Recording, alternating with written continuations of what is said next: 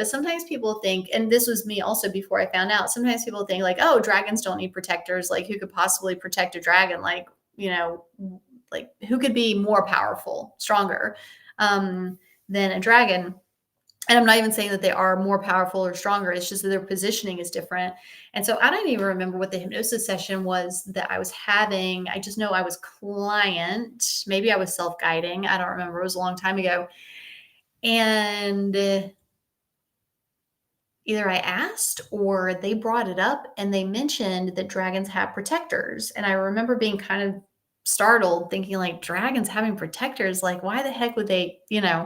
But what I found out is that because the dragons are relatively close to the earth plane, like it's obvious that with elves and fairies and things like that, gnomes, that they are very overlaid on the earth plane. Bigfoot, like that's very like right on top of the earth plane. That's very obvious. But dragons are also pretty similar. Like they're really close to being overlaid on the earth plane.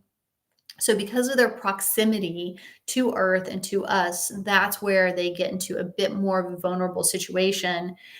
But their protectors are further out. Like they are not as tight and close into earth as the dragons are.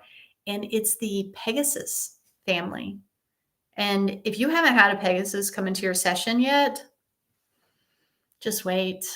They're awesome. They're so good. Like they're really, really strong. Um, yeah, they're cool.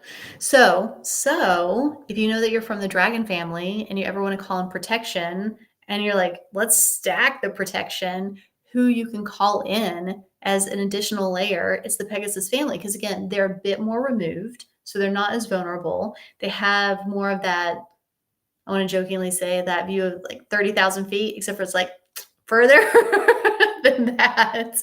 But yeah, really, really, really good teammates.